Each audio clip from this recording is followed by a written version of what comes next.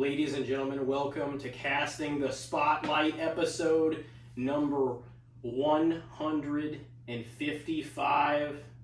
And we are basically at the brink of the cusp of kind of transitioning out of horror season into the next season in this early November slot. Yeah. It's the hunting Thanksgiving season. Yeah. Now. Yeah. And it's honestly, you look outside, at least in Missouri, depending on where you're living at, and like that last week of October to like the first 2 weeks of November is like the most beautiful colored time of probably of the whole year. The way the trees look and everything, it's like you want to like live in that space. Yeah. Unfortunately, it only lasts a little while, but we get to enjoy it, while we can. It's always pretty though. You do, I feel like I never cherish it enough though when it's here. Like I always look forward to that happening, and then when it actually happens, I'm like, oh yeah, that looks pretty, but that's the most thought I put into it, and then it's like 10 to 14 days and it's over. Yeah. And then all the leaves are on the ground, and then at my job, I'm fucking picking them up on yard waste day for the next month. It's nice whenever like November is still like for the most part it doesn't dip too much, but it cools off and everything. Because sometimes our Octobers haven't. I would say the last couple weeks, most of the time they've kind of cooled off, but like not as much as they used to. Yeah. But November, it's like it's you get some incredibly nice days if it's like between 45 and like 65, and it's still kind of warm during the day. It's never too cool in the morning, but it's like it's cool enough to where like it almost feels like refreshing. Like a chill. Yeah, and that I kind of like that, but I don't like to be freezing for fucking 10 minutes or I wake up either. You know what I mean? Like that's the thing. I don't know how anyone feels like that's comfortable either. Like I don't like to be hot or I'm sleeping like that, or like at least muggy, kind of like humidity. But like I cannot do freezing fucking cold either. It's just it's fucking brutal. Yeah. I mean, I can kind of get if you have like, people say, oh, I like to sleep, I like a cold environment. And it's like, you do, but you don't. Because I get, if you have a heavy ass comforter or whatever, if you're sleeping like with a heavy ass comforter and the room is frigid, then that like feels good, because like whatever is exposed outside of that is like, it feels nice, but you're mainly cozy and warm. Yeah. Yeah, it's like it doesn't matter. The body doesn't want to be frigid. No, and I don't like that. I like just kind of being cool. And I heard from somewhere, I'm not even saying it's a reliable source or whatever, but I heard somebody say, and I don't even fully remember who, but they're like, the body actually, to be in like a sort of a comfortable sleep, like it almost has to drop a degree to kind of be where it needs to be to get to sleep. Because it's really, really hard, if you think about it, to be that warm or hot or just whatever. Like I can't stand whenever I'm rolling over and over and I'm just hot sitting in bed. I'm like, there's no way I'm going to sleep feeling like this. Being hot, trying to fall asleep is the worst fucking thing that can happen. You can't get out of it. You're like, I fucking need to get to sleep. That is like, there's no possible. Like, whenever I was like a preteen and a teenager, I could sleep, dude, in any condition. Mm-hmm. Hard ass floor, fucking hot environment, all the shit. I did it. At some point in time, I did it. But now that I'm like, even in my 20s, I'm just like, dude, I gotta have my space. Like, if there's a chance I can make it back home to my bed, I'm doing it. Oh yeah. It just doesn't sound like there's a better place. Like unless sometimes whenever you plan for that, and occasionally whenever you don't plan for it, like it's kind of can be kind of like nice because you don't do it that often. But especially whenever you plan for it, it's not a huge deal either. But if there's kind of like a and then people are like, oh, you can just stay here. Like most of the time, I'm like yeah. That doesn't really sound well. Like I mean, if it's like, hey, I'll hang out, catch a buzz for a couple hours, drink some water, sober up, and drive home. Oh yeah, I'm at that stage. Oh yeah, because I'm like, I don't want to I don't want to be stuck somewhere and then have to fucking wake up feeling just gross and shitty the next day in the clothes you wore. I know. And fucking drive home and you feel like you're constantly trying to catch up with that day too. Like if you're like, fuck, I gotta wake up and shit. I got 8 o'clock or 7, whatever o'clock in the morning, and try to just get home early. Just because you feel like because you're not in your space, you're not even where you're supposed to be yet in the day. Yeah. You're like, fuck, like I need to. You're already behind. Yeah. That's how it feels. I know, I feel that too all the time now. I honestly even felt that kind of then. That's just, I never was able to fully let go of like, I would have to have some semblance of feeling like a human being, like I'm like, that's why you even said when you first started hanging out, you're like always brushing your teeth. Oh yeah, yeah. It seemed like I was like, man, I don't see anybody else ever like brushing. It's probably not a good thing, but I was like, I didn't see anybody like brushing their teeth really. Yeah, I had to. I don't know. I'm like, dude, I'm not just gonna fucking hang out and just fucking lounge around and not fucking take care of myself, I mean, I'm sure every once in a while though, you still like you'll have a few days off maybe, and like maybe some not, days usually maybe, my lazy ass. Well, maybe not by design, but I was gonna say like you might just occasionally, I know at least somewhere in the year within the year it happens, like where you're like, I'm just not gonna shower today. I'll just shower tomorrow morning. Yeah. Like you're not like because you're like if you're not doing much, you kind of might feel gritty, but it's okay because you're in the comfort of your own home. It's always an off day, Yeah. Like if I'm literally not leaving the house, then I might not. Yeah. Well, and that there's been research about that too, and like they say it's letting your hair get like natural oils in it, and letting your body see is good for you every now and then, like to just kind of be a little dirty before you get clean again. Yeah. Because like constantly, it almost doesn't make sense for like if you haven't really lived through a lot of stuff, but like the more you think about it, it's like it does actually add up. That's why like washing your hands every fucking 5 minutes or it's not good for your skin. Like you need natural oils and stuff in there. But it's like, don't be disgusting on purpose. Like if you need to if you have to shit, Lord, I hope you washed your hands whenever you came out of the bathroom. Oh. You know what I mean? Dude, I remember I was probably like I don't know, let's say 14 to 16 at the mall one time and go and pee, and this guy walks out of the stall, like, just got done dropping one, walked out of the stall, I peed, I was washing my hands, he's leaving, I wash my hands, I dry my hands off, he just walks out. I'm like, oh. Like, that was, like, I remember one of the first times that I really, like, noticed it, like, really, like, paid attention to somebody doing it. He's gonna give somebody pink eye. And I walked out, and this dude was walking down wherever, whatever aisleway, holding his girlfriend's hand, bro.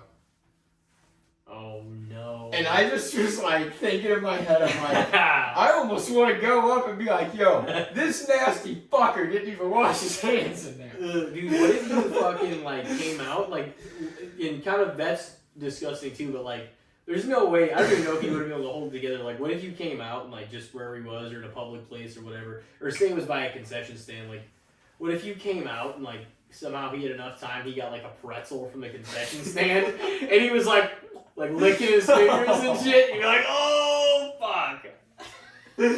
Honestly, that'd be better, because he would at least be doing it to himself then. Dude, instead of just spreading. No, then you actually asked for that then, because your ass didn't freaking wash your. And that's what bugs me too is like occasionally when you go somewhere or like you go somewhere like at work or you go to somebody's house or whatever and there is not soap. You're like, what the fuck am I supposed to do? Like, just washing with water? Like, and you don't doesn't really do much, but you're not gonna be the one to. I mean, like, I don't really want to point it out. If somebody doesn't have soap to the person that I'm at's house or whatever, because I'm like, why do people not have hand towels either? Sometimes you go to some place and what the fuck do you guys dry your hands on there? The shower curtain. No, like honestly, like anybody out, and I didn't point out anybody, but like even if I did, it's like what is with that? What the fuck do you dry them with at those places? Just shake them. They're fucking towels, like they're other towels, like what do you? You know? Yeah. What do you use? I usually just shake them. Or I'll grab the toilet paper maybe and something like that. Yeah, or I'll use my fucking jeans or my shorts sometimes if I have to. If I wear in like a dark color, in a public place, I'll do it on my stuff because I don't want to touch their bullshit. Yeah.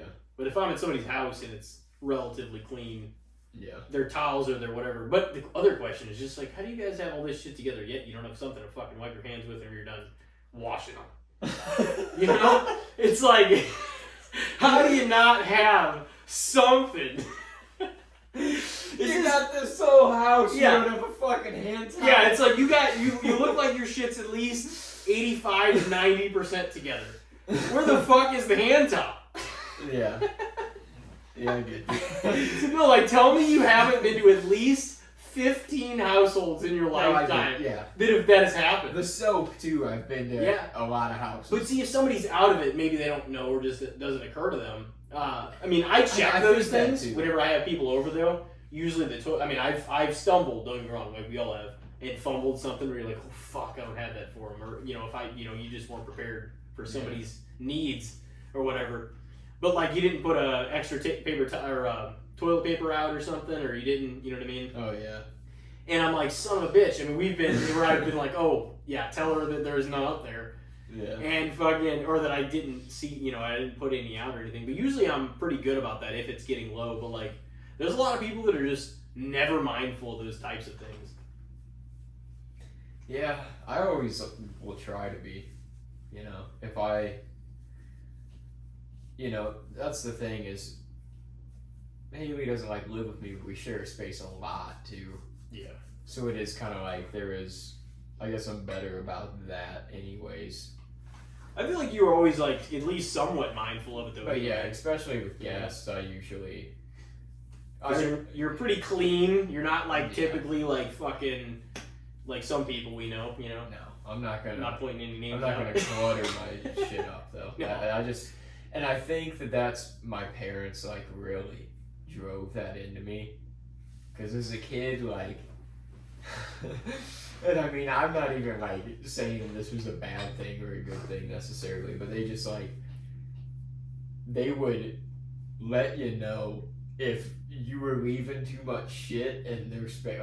If I left stuff out on the coffee table, some books or comic books or sports books or whatever the fuck I had, a Sports Illustrated, and I just would leave shit out on the, in the middle table and stuff, and just let it sit there for a while, and they'd be like, what's happening with this?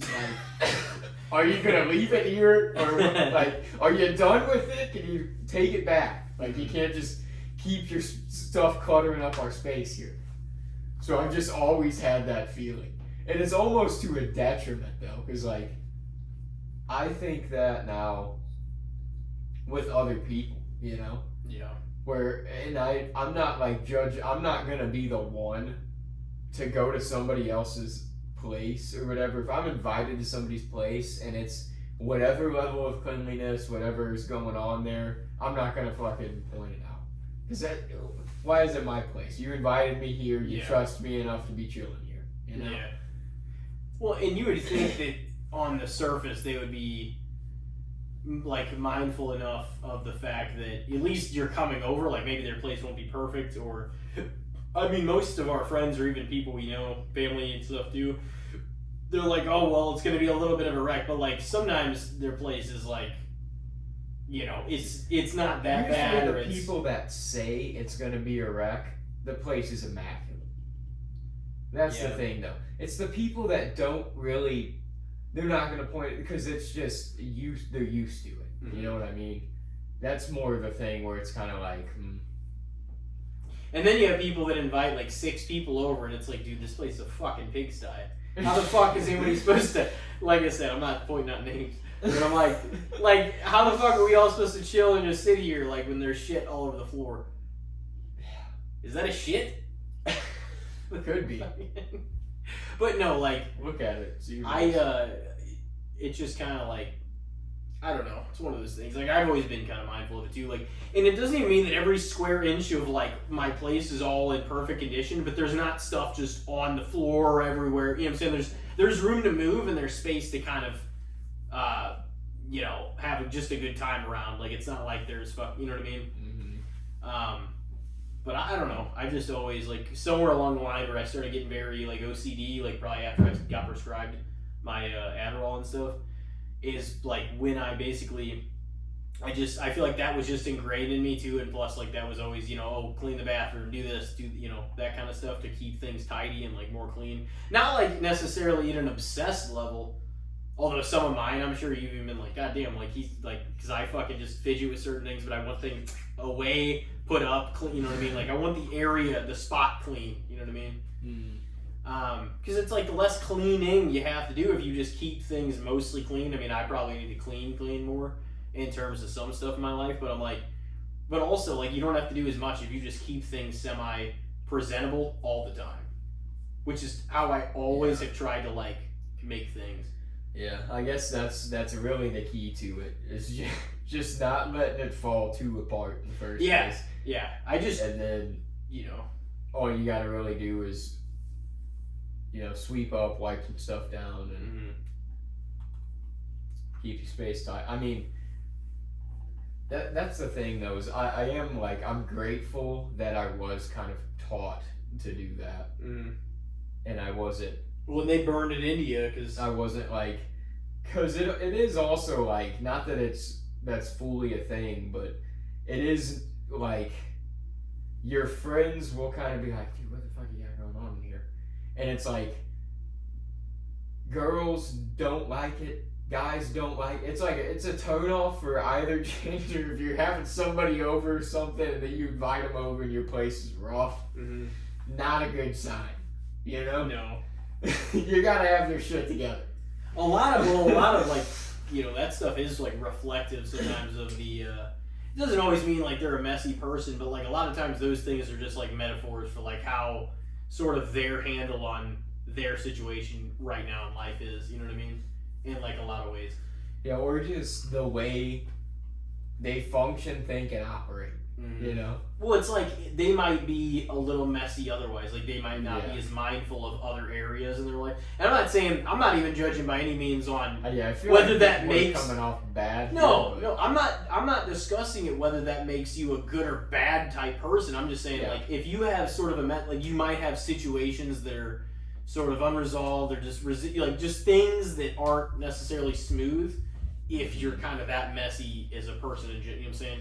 Your stuff might not be as, like, together, I guess. There's obviously overlaps in different types of personalities and people that take care of those types of things. Not saying everybody's the same across the board, but it's like, some of those things are signs for, like, okay, this kind of makes sense because they don't seem like they put a whole lot of thought into, like, this thing either. You know what I mean? So, yeah, I don't know. Yeah. But that's the thing. A lot of our strengths and weaknesses in life, like, that also leaves blind spots in other areas where we're not so good at handling things. Oh yeah, I guarantee you, like, some of the best scientists in the world and shit, some of the people that did some of the craziest stuff, I bet some of them were some of the most, like, chaotic, erratic people, You can't have every area of your life going on. Like, bro, look at Albert Einstein. He couldn't even have time to fix his fucking hair. The guy was just... He couldn't find a comb, but he could figure out gravity. He literally wore the same outfit every damn day. That white fucking lab coat thing? Just a black overcoat and a suit thing under. Like, he had, like, 7 of the same outfit. Or however many of the same outfit. So he, like, didn't have to spend any time thinking about it in the morning. He was just, this is what I'm going to wear. That way it was just done with. He didn't have to spend any brain power on it. He didn't fucking fix his hair. His place is probably fucking racked. Let's be real. Oh, he didn't spend any time on any of that shit. Honestly, is like a lot of times, like, just creative people, or, like, sometimes, like, authors, like, those types of people, are, like, sometimes, like, their shit's just a mess, like, because they're flowing with ideas, but they're not worried about, like, some of the other things. It's almost impossible to be truly great at something in life. You have to really, like, you probably have, not to even, like, point out weaknesses. I mean, everybody has them to some degree, but it's like, you probably have a lot of blind spots, and you know, if you're in other areas of your life, like some people that are filthy fucking rich, like, oh well, I missed out on, you know, the love of my life and having a relationship with this person that I had. You know what I'm saying? But that's what you're sacrificing. But see, that's what you're sacrificing by chasing. But it's not always for people that have intentions like that either. It might not be. They might not be selfish. They might just be driven towards this goal. Yeah. And being driven towards one of the best in the world, wrestling or fucking UFC or like sports sometimes. Music, sports. Those things they have to come second if you're going to be that great. It at least has to be on the back burner until you make it and you feel comfortable enough to get settled down in something like that. You know what I mean? Mm-hmm. Like if that's truly the goal and that's what you're going to chase, you know, I feel like either that or you just have a person that is like fucking riding with you to the end, you know, and I mean that's been the case and that's happened too with stories. I mean Conor McGregor and his wife, you know. Oh yeah. Like it happens, but it's also, you know, like did you watch that Receiver documentary? I did not. It's good. I'd check it out. But there was Amon-Ra St. Brown. His dad was fucking a nut. But him and Amon-Ra and his brother are both in the league, you know? They're both in the NFL. And that's because their dad was like so fucking driven to make them like stars. He's just like, all right, if we're gonna go for this, we're gonna go all out. Yeah. Like he said that one game they got burnt by this other team and this one kid was like just on fire. And after the game, their dad like went up to that kid's dad. He's like, hey, like, what are you doing with him? Like, what kind of practices you got going on with him? You know, like, and he told him, he's like, oh, we got one of the machines, like one of the catch machines, and you know he catches 200 balls a night or whatever. And he's like, okay. So he like told them, he's like, we're gonna get a catch machine, and we're gonna catch 210 a night because we're gonna be better than him. Jesus. And like he had him weightlifting. He's like, no days off. Thanksgiving, Christmas. He's like, I don't give a damn. We're working out. We're fucking doing sprints. We're doing cardio. We're like, we're training. You have to be one of the best, one of the top in the world. You have to, like, that's the thing. If you're going to achieve something that big where a minuscule percent of a percent of a percent of a percent of people can make it, that has to be your life. Yeah. It doesn't mean nothing else can come forward. It just means, like, that has to be what you fucking live for, sleep, breathe, eat. That has to be it. Because you are not going to be elite level in the world unless that is fucking what you're there for. Yeah. You know what I mean? And that was Amon-Ra's dad's thing, was he said, you know, he's like, I would have told my girls the same thing. If I had girls, he's like, it would have been the same thing. But he's like, since I had boys, it was this. It was like, which means it was probably harder, like, in terms of the guy to, like, dad to, like, his boys. Fuck you guys, you're doing this. He's like, they'll be a little softer they will be. Like, dads, like, because that's what normally happens. That's why somebody like Kobe Bryant, not to cut you off, that's why somebody like Kobe Bryant, they're probably like, you know, he might be a better girl dad, because he was fierce as fuck. Oh, yeah. Competitor, like Jordan. Speaking of competitiveness, though, why do you think he was 24 and Jordan, he wanted to be one more than Jordan? He wanted to be 24, because Jordan was 23. So he was like, no, I'm going to be one up on him, but, you know. But no, that's, there's certain people that it's almost like they're meant to have girls, or like, you know what I mean? Like, because of that, because they have such a competitive nature that it's like you have to, and not saying that but you're going to parent them. Not that I know anything about parenting necessarily, but like, you know, but it makes sense. We're different. The sexes are different and everything. And it's like, you're going to be different as a girl dad than a boy dad. Doesn't mean you won't be this, but it'll be an adjustment because it's not the same thing. Yeah. You know what I mean? You're going to be nurturing probably in a different way, I would suspect. Like, the boys, you might just be a little more cold-shouldered to, and you might be like, well, this will be better for them. Oh, you'll play a little rougher with them, too, you know? Yeah. And their dad, too, what would they say, like a 2-time Mr. Olympia. You know, he was like a weightlifting champion, like a bodybuilding champion and shit. But yeah, he was serious on him, and he told him, like, you know, don't get in relationships when you're in high school, college. Like, in the end, it's going to hold you back from getting to the league. Like, if you really want to be a pro. But the funny thing is, Amon Ra got in a relationship his junior year of high school, and he's still with that girl. Well, yeah, no, I mean, but like, it's almost like if that happens, it's got to be the right kind of person. They have to be accepting that this is going to be your life. Like, it has to be someone that's willing to work with you, because whether you're the woman and the sports athlete or the guy, you know, whatever, like, it has to be accepted that like I'm part of your life, but this is also what my fucking goal is. Like, there's no exceptions. You know what I mean? So it's like, it almost has to be just agreed upon. It's like, this is going to be as important, if not more important than you, a lot of the time. Especially until you make it. Mm-hmm. You know, like, you have to do what you have to do to get there. Yeah. You know? That means leaving your fucking mom's dinner because I gotta go to some meeting or something. It's like, I gotta fucking go. Like, I can't, you know. Yeah. You want to start the segment? Yeah, we probably should, huh? I know. It's been good, though. I feel like we've been, you know, just going. Yeah. But anyway, I guess it's been a minute since we did this non-decided, because we had to cater to horror season for like the 2 times that we did it in the Daylight and the Darks, which were fucking awesome, by the way. Yeah. Go check them out if you haven't already. But yeah, I really enjoy doing that, and I honestly really proud of the episodes that we did during horror season like this year, because this is kind of like the transitional episode to move us into the rest of November and so on.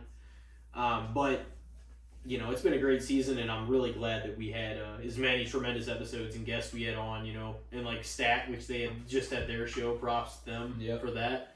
And then after that with Alex, and then, you know, we had Kyle on for his 5th appearance, record breaking, and 2 Daylight the Darks, Jason and Cody, Dom for his 3rd appearance, one of only 3 men to have 3 solos or more. Yeah. So yeah. Not a lot of people giving that deed, I guess. Yeah, that was a good one too. It was. Yeah, I feel like we've had some great ones back to back to back, and so on. But anyway, yeah, as we're transitioning in this early November spot here, our category for this segment, which still doesn't have a name, how dare us? We fucked up. No, we come up with something, but.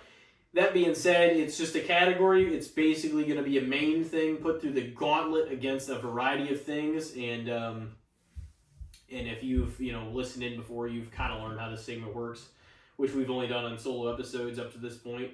But our category today is going to be beers. Yeah. Not brands, but just any different kinds of beers in general. And your main thing is going to be Bud Select. Oh, I know you feel great about it. Yeah, you know, you'll love it. It's a mid-tier beer. It's definitely a beer I would choose some over. Yeah. And I would choose it over others, you know. So we're gonna see how it goes to start the day off here. How about Bud Select or Stella Artois? I'd probably take a good old Bud Select. Oh yeah. Slap that around. I mean, I'm not a big fan. I don't hate. Either. Yeah, that's the thing. I just don't get it much. It's not like, it's never one I grab off the shelf. I've done it to try. You still buy Heineken anytime these days? Oh yeah, I have some on me right now. Oh really? Yeah. Oh shit. Bud Select or Coors Light. Coors Light. Ooh. That was brutal. It's an easier drink. No, Coors isn't bad. I'll give it that. Like, honestly, Coors Banquet beer, I've been on a kick of that shit too recently. It's pretty fucking good. Damn, I feel like this isn't going to be pretty for Bud Select to some degree. We'll see how it goes for it. We will. Maybe, the next one I might be able to predict, but I feel like you'd be lying to yourself if you did say it. I would even agree. Bud Select or Guinness? Yeah, Guinness. Yeah, I would say the same. Yeah, Guinness is one that Guinness is so rich, dude. Yeah, I'm not going to always want a Guinness, but because it's like filling. It's full. It's like a delicacy beer. It's hearty. You know what I mean? Yeah. It's kind of it's like a dinner beer. You know. Mm-hmm. But it's good for like if you get a meal or something like that. Yeah. And like all beers, I don't feel that way with, you know. Yeah, it really is kind of like a meal brew, if you will. So Bud Select, it's getting fucking owned so far here. It's only been 3. Yeah, it's got 1. Yeah, Bud Select or Corona, and by Corona I mean Corona Extra, like the main one. Yeah.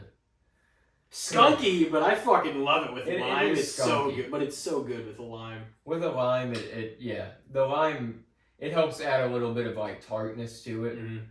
It's kind of like dull the skunkiness a little bit. But I don't even mind the skunkiness. It's a flavorful beer. I think. I mean, I like a little bit of marijuana, so it's like skunkiness ain't so bad. But like, how do you feel about? Because like I've gotten it a lot in a stint. I mean, I got Corona a lot. I don't know how I would rank them because there's a few I like a lot. I would say, but I don't know if I have a definitive. As much as I've even gotten Corona, if you notice, I haven't that much over the past probably year. But I still enjoy it a lot. But I'm like, I don't know if definitively, even if it's the most bought beer I've ever had, which it might be, I still don't know if it'd be number 1 necessarily. You know what I mean? Because it might be easy to drink. It wouldn't be. It's easy to drink, but it doesn't. I'm not necessarily always in the mood for it. And now, as I've gotten older, even like the last few months, I've tried different things and different beers and different. You know what I mean? So I'm like, I'm kind of still like you've tried. I'm sure much more even at this point than I have. I've tried a lot over the years, but I feel like somewhere along the line I stopped trying as many, and I'm kind of getting back into that now. You know, trying different things that I hadn't tried before. But basically Corona Extra versus Bud Select. I mean, I have my favorites. I definitely try stuff out. Like, if something jumps out to me, I'm like, oh yeah. There's a lot of IPA cans that look super interesting, but I'm just not an IPA guy, so I'm like, nah, I'm not gonna like it. Even if the can looks cool, don't mean shit. It's kind of like a horror movie. Just because the cover looks dope, doesn't mean it's gonna be a good fucking horror movie. No. You know? I've seen some they would be the absolute shits with a good cover. Yeah. So, that being said, Corona, not one of my favorite beers. Still a good beer. Still would take it over. It's a good. You recognize it as a good beer. Yeah. Still would take it over Bud Select. So. Yeah. That's 3-1. What's like one of the things that you like a lot that you would take it over? Like, what's one of the highest to you that you would still maybe take Corona over? Because Corona's not the main thing here, but like, for instance, do you like Corona or like more than Busch? Yeah, probably. Yeah. Yeah. I mean, I would take obviously like a Budweiser over it, probably a Heineken over it. Modelo. Potentially, like an Especial. I don't really the Negro Modelo, like the darker beer. I'm not a big fan of that one as much, but. I get like I don't really It's buy okay. it, but the standard one whatever the fuck the one that you see a lot of people with, that's the only one I've really tried. A good dark beer. Michelob Ultra's shits. The Michelob Amberbach. Oh yeah, Not bad. that looked pretty good. So you take Corona over Bud Select? Yeah. Yeah, I would probably agree with that. All right, well, Bud Select or Pabst Blue Ribbon? Probably Bud Select. Yeah.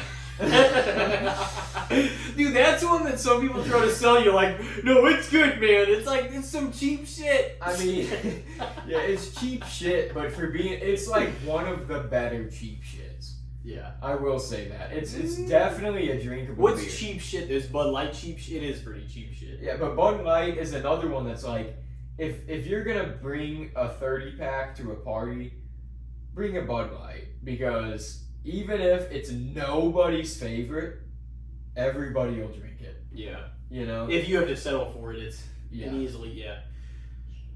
Okay, well, Bud Select's actually doing okay. Bud Select or Sammy Adams Boston Lager. So the classic Sammy Adams.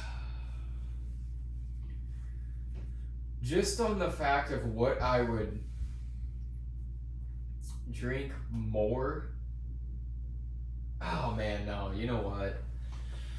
I think I'm going to take the Boston Lager. That Boston Lager's better. It's like, a better I beer. I would drink Bud Select more often, but the Boston Lager is overall like a better made beer. It is. You No, know? it's like, honestly, I was pretty impressed with it. I'm like, not that it's necessarily number one, but I'm like, this is probably going to become one of my favorite beers. Like, just the classic Boston Lager. And even the Oktoberfest are good, too. But I'm like, they don't make a bullshit. Like, they don't make a bullshit beer, man. In Boston, like, that shit, like, that's, like, they have some good shit. Yeah, Sam Adams, yeah, dude. If that's honestly the case, because what, he was a brewer? Is that what we're going with here? Let me see. Like, what's the point of? I think right now you're at 3-3 though. Wait, what have I got so far? You took Bud Select only over Stella Artois. Holy fuck! Hold on. Maybe we're not. You took it over Pabst also. Yeah, but I think you took Coors, Guinness, Corona, right? Yeah. And Sammy Adams Boston Lager over. So 4-2. I would probably agree with that, except the only thing I'd change if it was my list instead of yours, I would probably take Bud Select over Coors Light. It's probably the only difference we would have. Yeah, that's the thing. I've been on a Coors kick. Like, I feel like I didn't drink a lot of Coors for a long time, and now I've like started drinking, and I'm like, this shit's fire, bro. I remember whenever we were hanging out like 2015, but it was like in the wrestling time, so we were both. That was a long time ago, you know. And I took some beers from the house, and you're like, I'll take that Corona, or no, not that Corona, that Coors, because I brought a Coors, like a Bud, you know, like different ones, just from what we had at the house. Yeah. Wonder why we couldn't buy them. But yeah. Yeah, it's not one that I've like. For some reason, I've always. You literally were like, I kind of want, I gotta want that. I don't know what else I had. I think I probably had Silver Bullet. I had probably a Bud Select. I had like a Coors. I had a few different things, but but I remember distinctly. We were literally up in that loft at Tyler's, and that's when we were like, I brought them all, and like me, you, Brendan, maybe somebody else like drank them and shit. But I know distinctly, like, that occasion, I don't remember much from that, like, memory of that hangout or whatever, but I remember specifically you're like, I'll take the Coors, like, if nobody else wants it especially. You're like, so I'm like, I knew you kind of liked it. I knew it might not be, like, one of the very top for you, but I knew you were fond of it. Yeah, I have been buying the banquet beer more recently, because especially, like, in the winter, because I feel like it's kind of a fuller beer, like Budweiser kind of is, but... It is like a banquet beer. Like, it's another one you could have at, like, a dinner. That Boston Lager is fucking full, dude. That is, like, a good flavor. Like, that's what I'm saying. I'm like, I don't necessarily think it's number one, but that is, like, that overall would probably just ice so many beers. Like, it would just, it's really well made. It's well crafted. And they have history up there and everything, too. All right, so next. So you took, I think, it's like a 4-2 right now. Bud Select or Bud Light Lime? Gotta go with the lime. Yeah. It's one I'm not gonna drink all the time either, but... You think it tastes better? Yeah. Like, if... I do too. And this, especially in the summer, not that I'll only drink it in the summer, but, like, in the summer, a Bud Light Lime fucking kicks. Mm-hmm. If you get one on, like, a hot July day, especially if you, like... It's gonna be a pool day. You got a Bud Light Lime. Fucking perfect day. Yeah. It's perfect. Yeah. Damn. Now that you're talking about it though, I'm like, damn. I kind of agree with my own list to you that like for other than the Coors one, I agree with the other ones, and I'm like, man, maybe Bud Select really isn't as high on my list anymore as it used to be. It really isn't. I guess not, because I would agree with you on all of these except for just that one. Because I would take Bud Light Lime over too. But next up, we got Bud Select or Natty Light, baby! Oh, God. And this is what we were talking Bud about. Select's better than fucking Natty Light. I know, it is. But the fact that you even said Natty Light, I'm like, here we go. But Natty Light is not good. But, like, if I'm drinking, if I'm at somebody's house and I'm like, I want a beer, you know? And they're like, I got Natty Light. I'm like, fuck it, give me one. It doesn't, like, I'm not gonna turn down a Natty Light. Yeah. But I'm not gonna buy a Natty Light. You know what I mean? You don't buy it? Fuck no. I've never bought it. You haven't? I don't think I've ever bought. Damn. Yeah, I don't know if I have Natty Light. Oh no, I bought one of those Natty Daddies, like those big fucking tall boys of like the flavored things. Yeah. Because those actually weren't half bad. They were kind of like a Four Loko, except fucking Natty fucking brand or whatever. But Natty Lights, it's like one of those cheap ass beers that the cheap bastards will try to sell you and be like, "Oh, that's good beer, man." It's like no. Have you had any other beer? It ain't good. Yeah, it's drinkable. You can't. Yeah. It's like it's very watery. Oh yeah, no, you know? It's made with water and like maybe like 5% sewage. It's like water and a hint of hops. Yeah, I heard it's got more hops to it. Heard they changed the recipe recently. Yeah, added more hops. And he just goes up there and says some of the goofy shit. He's just like, "I love that stuff. Like, been drinking it for years." Let me see your ID. Oh man! So we just had a laugh at the expense of Natty Light. Yeah. So that's like what? That's like 5 to 3, maybe. 5 to 3. All right, Bud Select versus Busch Light. Bud Select. Yeah, I would probably agree with that too. I like Busch more than Busch Light too. Yeah. I was like thinking about that, but I'm like, I probably had Busch Light more. But sometimes like I'll get whenever I go out or whatever too. I'm like, I don't know, like it's a decent casual beer that's at least a little bit better quality than like a fucking a Natty Light and shit like that. Yeah. What would you say about Busch Light versus Bud Light though? Just out of curiosity. They're kind of on the same wavelength for me. Pretty equal. Where I'm like, I'll drink it, I guess, if it's what's around, but it's never gonna be what I pick. You can even take in both of those beers too. You can even, if you're actually tasting a beer, you can literally taste the lackluster flavor in both of them. You're like, that's not fucking. I mean, it's drinkable. Yeah, but it's not easy drinks. Yeah, but it's kind of like you can down a Bud Light or a Busch Light, but they're not like. That's because they're not full beers. They don't taste like beer. It's just kind of like a bloop. It's gone. But if you're gonna be drinking all day, like say you're at like a music festival, not that you shouldn't fucking add water in because you have to. Don't fucking just drink beer all day. But like, unless you're in cabin fever, bro. That was the funny thing about that movie. Real quick side note, like in horror movies, a lot of the time, it's like the dumb drunk always gets offed quick. The person that's just fucked up and stupid. Because they find themselves outside, like, pissing. That's almost always what it is. Oh, fuck. These motherfuckers don't want to have any fun. So then they just start pissing, and then they get whacked. And not in a good way. In cabin fever, dude.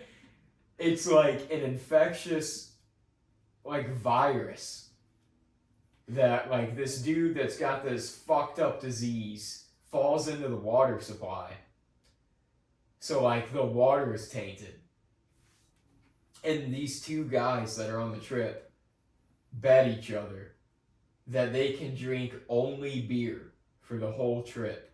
And the first one to fucking back out of it is, like, the other guy gets the rest of their supply and $100. So they're like, let's fucking drink just beer. So they're like, just drinking beer. And they're the ones that like fucking end up being like, oh, something's fucked up here. Because they're not drinking the water. Yeah. Like, that's like the one scenario where being the fucked up son of a bitch is like helpful. Yeah. Fuck. Man, honestly, like, one of the worst, maybe the worst actually, pure hangover I ever had was drinking beer. It was mostly beers. When me and fucking Cheatham went to Dakotas in like 2016 or 7, I want to say 17, and I was drinking some of that. We were passing back and forth Tarantula before we like walked down there, and other than the Tarantula at the beginning of it, And I'm not bullshitting you. I never had more beers in my life because all we had, I had like no money, and I mean not much at least, and I obviously wasn't fucking of age. But so we walked down there, and there was just a cooler either that we brought or somebody had. I don't even know what it was. It had nothing but like bushes in it. I don't know if it was just regular bush. It was no bullshit. I drank more beers in one night than I probably ever drank in my life. And I shit you not, it was probably 20 fucking beers. But never ever else have I drank that many just beers like that. You know what I mean? Because if there was no alcohol in the tarantula earlier, and it was not a whole bottle by any means, it was like what was left of it, from a time before. And I was just like, I guess maybe I was of age. Now that I think about it. So I just drank the bush, but I was like, I just kept drinking them. I peed so many times that night. But, like, because of all the wheat and all the shit, I felt fucking terrible the next day. Oh, it feels that like hangover was the worst I've ever probably had. And it was mainly off of just beer. That was worse than any liquor hangover I've ever had. Well, yeah, because liquor gets you there quicker. Like, beer sits in you heavy, you know? It was the worst hangover. That's the thing. When you wake up the next day, even if you can drink a lot of beer, like, I've drank a lot of beer and not, like, felt terrible the next day, but even still, if you drink a lot of beer, like, 6+ beers in one night, and then you wake up the next day, you just feel like a fucking brick in your belly, you know? Yeah, like, it's so heavy. It is. It's a lot of liquid. That's the thing. People are like, I love beers. It's like, I love beer. No, I do too. But if you drink a lot of them, you're gonna feel like shit. Yeah. And that night, and that's how I knew, because I'm like, I still to this day have never had a worse. It was tarantula, and it was like 20 fucking bushes. And I'm like, I don't even know how I drank that many. Then I'm like, I have never drank like that many. Like next to that, like the most beers in one night I've really tried to drink is normally it's like with liquor, and that's how I get drunk, you know. Yeah. But other than that, like the 20, I'm like, the next closest that I've ever drank is probably like 10 or 12 beers in a night. That's about it. It's not, like, I've never touched that. Like, other than, I don't even know. I guess I was just, post-accident, I was just deranged and I was hell-bent on getting fucked up. Yeah. Which I guess it was. But, anyway, we got one more, and I think Bud Select. Did you take Bud Select over Busch? Yeah, you did. Busch Light, yeah. That's 5-4. That's the thing. I'd probably take Busch over Bud Select, but I'd take Bud Select over Busch Light, probably. Bud Select's almost like a Soda Zero, is like what it is. It's the same flavor, but it's not the diet shit.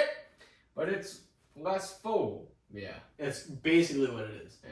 But Zeros are good, to be honest, and like Bud Select was pretty solid. But on this next one, it might be a little tougher. Bud Select or Modelo? Are we talking Especial, the lighter, or Negro? Which is the one you see most people with? Because that's the main one I know. Probably the Especial. Yeah. Yeah, I would probably take the Especial. I like that beer a lot. 6-4. Bud Select is defeated. Yep. It didn't do horrible, though. No, it held up decently. That's what I said. It's like a mid-tier beer for me. Yeah. It's not one of my favorites, but I'll take it over a handful of beer. I would probably agree. I have not drank actually much Modelo in my entire life, so I would, assuming that I would like it, I would probably take it over Bud Select. But other than that, I mean, we don't really have Corona-ish. We don't really have much different. If like you gave me this list to me, except that I would take it over Coors though. All right. So what do you got? So your main one is going to be Bud Light Lime. All right, I like that. It's one of the first beers I actually ever had fully in my life. I was like a fucking sophomore in high school, and I was like, I drank a few of them because I knew Corey had some, so I'm like, I'm gonna drink fucking 1 to 2 of these. I'm like, I like these. Yeah, they're easy drinks, especially if you're like, they are kind of just they're kind of like a sweeter beer. You know? Yeah. Alright, so we got Bud Light Lime or Bud Light Orange. Oh, Bud Light Lime, for sure. Yeah. The orange came later. It was sort of in the same variant, same vein. Yeah, they released like that variety pack, and the other ones that weren't Bud Light Lime were not as good as Bud Light Lime. Yeah, Bud Light Lime I liked. Lime I don't like the flavor lime, honestly, and you know that I love spicy food. I fucking hate whenever something adds lime to the spice. I'm like, well, it's fucking ruined. I'm like, I don't want it if it's got lime flavor with it. Like a spicy chip or a spicy whatever. I know that's like a Spanish, like Mexican sort of thing. I don't mind the like the Tostitos chips with like hint of lime. I kind of like those. I'm not a big fan of like hot with lime though. I'm just I'm not huge on that either. In terms like, cause I mean I know you're not crazy like with me, but I know you like the occasional spicy thing. Yeah. But I'm like, it's also just it's kind of a turn off to like the spicy thing. I'm like, that's just it feels like a flavor that doesn't belong. Yeah, it's very different. Yeah. Than the I'd rather it just be hot. You know what I mean? Like buffalo, like a you know what I mean? Spicy. I will say a Bud Light Orange though. Like one time at Ethan's, we were doing like yard work out there for some reason. I think it was before 4th of July. And they punished you with Bud Light Orange. And they his mom brought out a Bud Light Orange for both of us. Mm. And it was like after I was already hot as fuck, and I downed that thing. I was like, this is fucking good right now. But yeah, Bud Light Lime, I'd probably pick it too. I bought those too, and I actually went over there at some point and gotten that. I think that was where I was trying to get over some sickness or some thing that I had way back when. Anyway, but yeah, I would definitely take Bud Light Lime over it. The Light Lime, that was legitimately one of the first beers that I drank the whole beer too, ever. Like way back when. Yeah. Like that, there was maybe a few other things that were along that time, but that was it. Like, so I'm like, that was one of my earliest memories of even drinking beer at a younger age, you know? But yeah, Bud Light Lime. I can see it going, it's going to at least defeat probably a few of them. Probably a handful. Yeah. Bud Light Lime or Bud Light. Bud Light Lime for sure. I figured. For sure. It's the first two haven't even been close. In my opinion. Yeah, I would probably take Bud Light Lime over both of them too. Yeah. And we kind of know this one because we sort of touched on it on mine, but Bud Light Lime or Bud Select. Get all the Bud products basically out of the way. Here. Now, there was a time when I wouldn't have said this, I guess, just because I was drinking it more commonly, but it's also easier to drink Bud Select commonly, but if you were like, Tim, I'm coming over, I'm going to bring, what do you want me to get in? Like, for some reason, it was only between Bud Select or Bud Light Lime, I'd probably choose Bud Light Lime. Like, if you were on your way over and I really wanted beer, and for some reason I couldn't get my happy ass out there to get it myself, I would be like, pick up some Bud Light Lime. Yeah. If it was only between the two. So it's clear on the board so far. And see, And see, I still like Bud Select. I'm not as high on it as I used to be. Yeah, that's kind of how I feel too. I'm kind of realizing that as we read more of these off, like my list to you, or this one.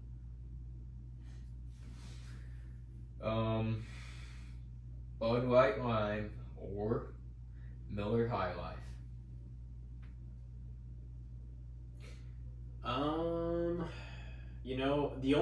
Some of the only times I've ever drank Miller High Life was like whenever you had them and you're like, you can have one if you want. I've only probably had like a Miller High Life like twice in my life. Really? Yeah, probably. But I liked them whenever I tried them. Yeah, I think they're super easy drinks. They are.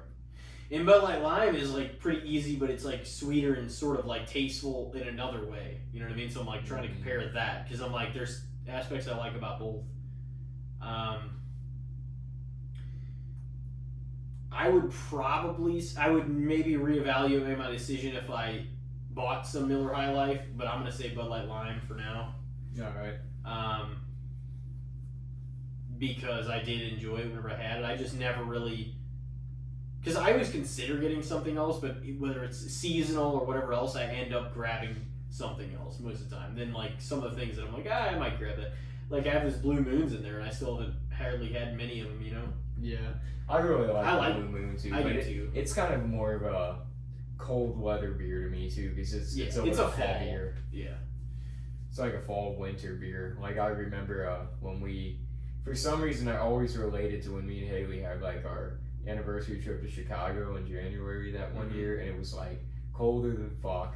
And I got like a 6-pack of Blue Moon. Chicago's colder than fuck. Yeah, and I had it in the hotel, and I was just like drinking them that weekend, and I like related to that now. But I'm just like, Blue Moon is good, like in cooler weather.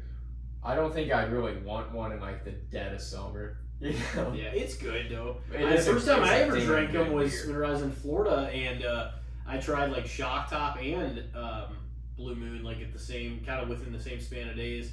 Yeah. And I was like, I like both of these. Like they're both like it felt right, kind of then. But that was also in like it was in Florida, so it wasn't cold, but it was like in the fall, so it was like cooling a little bit more than it usually gets. You know, it's fucking tropical, but I enjoy both of them. Like those are both Shock Top and Blue Moon. I'm like they're both solid beers. Yeah. You know. But yeah, and it's not even because I'm like, I don't think it's good. I'm like, I don't know why, but I'm like, I've just thought, like, the Sammy Adams, I guess, felt more in season to me somewhat, even though, like, I got those for that fact. And I'm like, man, they just sound good, and I haven't had them in a long time. Mm-hmm. So, but yeah, what was your last one? High Life. Okay, yeah. Okay. So it's 4-0. Damn, it's doing pretty good. So Bud Light Lime, or it might have a rough time here. Miller High Life has the best chance at all those. All the other ones I probably stand by, but if I had that again, I'd probably be like, yeah, this is pretty fucking solid. Yeah. But I also like think that lime is... They're like super cheap. That's the thing. High Lifes are cheap as fuck, but they're way better than regular Miller or Miller Lite. Yeah, I like Miller Lite too, but... Yeah, it's better. I think it is better. Yeah. But it's called the champagne of beers, and that really is what it is. It looks, it's like honestly, super bubbly. It's one of the beers that I'm like, you just see it in the bottle, and you're like, man, that looks fucking delicious. You're like, that looks great. Yeah, like, it does. It just looks good. Good job on the branding and labeling, too. Yeah. But... So 4-0 Bud Light Lime. Mm-hmm. Bud Light Lime or Sam Adams Boston Lager. Honestly, probably Samuel Adams Boston Lager. Yeah. Because it'd run into the wall there. Yeah, it's pretty damn good. Like that's not what I was kind of disappointed to see that in there, but I'm like, it's no surprise because the two ones I liked probably the most. The flannel's actually pretty good, but that pumpkin one is a little like it wasn't bad. But pumpkin beers are like the best. It's bro. It's a little harder to drink. But now I gotta finish them. This flannel one's not bad though. It's almost like IPA-ish, except a lot easier to drink, probably. You know what I mean? Like it's a little higher in alcohol content, but it's good. I don't honestly think that Samuel Adams is the kind of brand, the kind of care they take to really produce a bad product. No. You know what I mean? Yeah. I really think that they put their fucking livelihood into the shit. Well, they're not like a mega brand, but they're big. They've been around for a long time. So it's like they take a lot of care. You can tell into they're not, because they don't feel like they're like a mega corporate kind of beer. You know, like Bud, Miller, Coors. If you go up to the that kind Upper of shit. East, like those people fucking they love probably that shit. they probably drink a lot of it. Massachusetts. So I'm sure it's like it is that large scale, it's but probably only, mainly Massachusetts. Let's be real. Yeah, it's fucking. I think it is that large of scale, but only regionally and not maybe nationally. You know. Because I mean, Budweiser's huge here, but it's huge everywhere. I'm sure a lot of the states around it drink them a lot too. You know, because it's kind of like this area beer. Bud Light Lime or Mick Ultra? Oh, definitely Bud Light Lime. Yeah, fuck a Mick Ultra. But it tastes like nothing. Bud Light Lime just tastes fucking air beer. So much better than that, or like some of these other ones. You know what I mean? Like, yeah. It doesn't even have to be drinkable every day for it to be necessarily better. It's like some of the other ones are easier to drink because they don't taste like that much. But like Bud Light Lime, it just tastes way better. Mm-hmm. than several of those. Yeah, that's kind of how I think they put a lot more effort into their fucking line than they did their Bud Light. Dude, and Mich Ultra's like a rich person kind of beer is how they're trying to sell it nowadays. I feel like it's like this is a beer you order at the golf course kind of thing. It's like, bro, yeah, I guess if you're fucking hoity-toity and you say you want a quote-unquote beer, because that shit tastes like nothing. Yeah, bring me a fucking a can of air to the fucking course. Oh, man. No. Never in my life would I order Mich Ultra. Because of the name. Some people love it. I don't know if it's because I know of the my name aunt or loves it. Yeah, there's definitely people that are big on it. Yeah. I just never understood it. Yeah, maybe it does. It sounds like it would be a fucking premier beer. Michelob Ultra. You like Michelob Ultra or Pabst Blue Ribbon more? I'm gonna take a Pabst. Are you sure you're not just hating on Michelob Ultra? I would take a tall boy of Pabst over a regular fucking can of Michelob.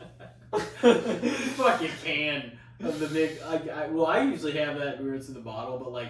The main place I never see Mich Ultra if it's not in the tall, slim can or the aluminum bottle. The main time I've ever gotten the Mich Ultras are at like Ballpark Village in like the main room. That is the most I've ever ordered Mich Ultra in my life is like that main. And I don't even think that's like the one I've ordered the most there, but it's definitely the most I've ever drank Mich Ultra. You know what I mean? Yeah. Because like Harry or whoever I'm with is like, oh, we're gonna get one of these or like whatever, and we just get some shit, and I'm like, why would I end up drinking just a bunch of that there? But I wouldn't necessarily like stick up for it over some of these other, you know what I mean? That's like you inhale that beer, it's just like you could literally take that beer up the nose and it wouldn't affect you. That's how light and nothing that beer is. Oh man, what do you got next? Light and nothing.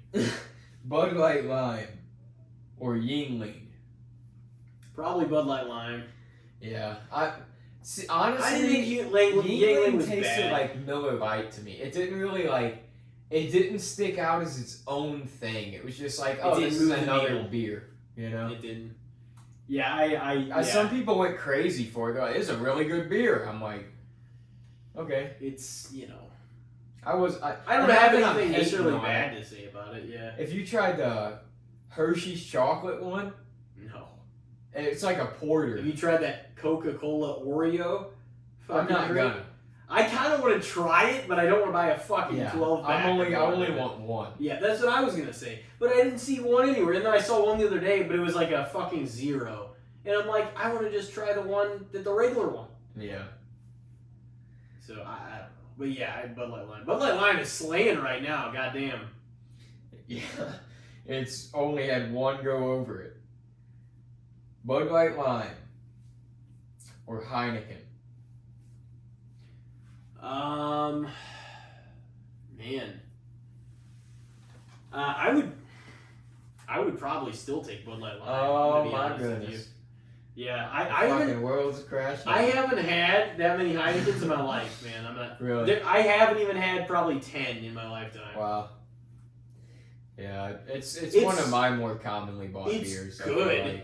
I can recognize that it's good, but yeah, it's a high quality beer.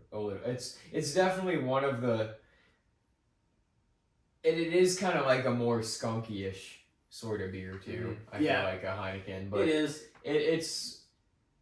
It's good. You can tell. I feel like a lot of the times the skunkier, fuller flavored beers are the ones outside of the States. Mm. You know what I mean?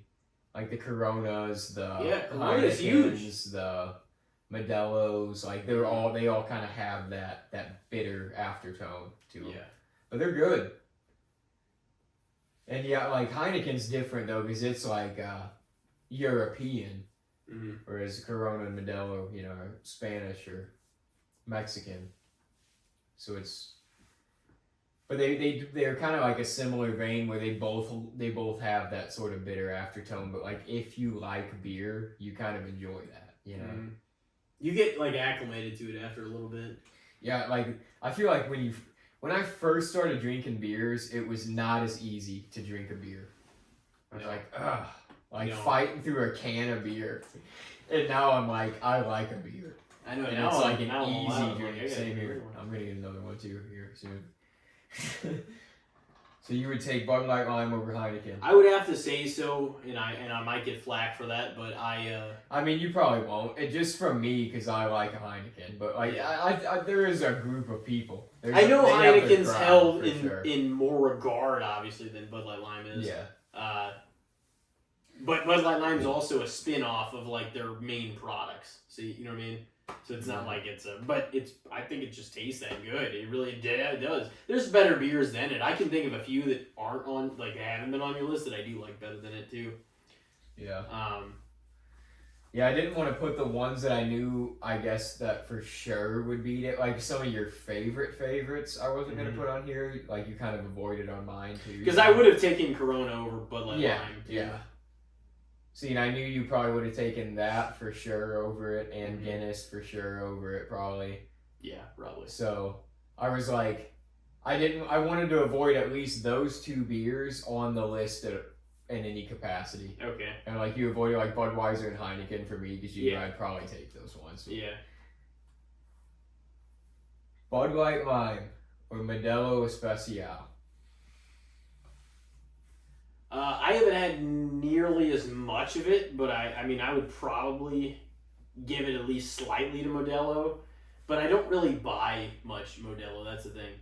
But if I bought it more, I'm sure I'd become a bigger fan of it. Yeah. You know what I mean? I bought it a lot for a while. Yeah. I feel like I still enjoy it. I haven't bought it as much recently, but like it is still a good beer. And it's the same thing where it's like, it's kind of like a pudgier glass bottle, but there's something about the bottle that's kind of appealing. Yeah, it's wildly popular, like worldwide. Yeah. Like, me and my dad were talking about that, like what I told you, like best selling in the world, and I'm like, that's because then I saw and I like looked it up too, and I'm like, man, like it's like right now in the world, it's like it's number one. I can see worldwide, yeah. And, it's even big in the States. I definitely don't think it's number one here, but it's big here still. Worldwide, it's the best-selling beer right now. But I think that's probably in the last at least 2 years, maybe 3. But it's up there. So yeah, I'd probably take it a little bit over it. But honestly, I don't want to feel like I don't know what I'm talking about either. Because I mean, I haven't drank Modelo that much. But I do like it. You know what I mean? I'm kind of working my way through. I was gonna start buying them, and then I didn't drink beer for like over a month, and now I'm like, okay, might maybe start buying some more shit again. Yeah. But yeah, we'll give the edge to that. All right. So that's 2 now over Bud Light Lime. Are we on our final one? Yep. Oh shit. Bud Light Lime or Blue Moon. Kind of hit on Blue Moon a little bit earlier, so I guess ironic because I know we're gonna be coming to it here in a minute. Yeah. Blue Moon's really good too. It is really good beer.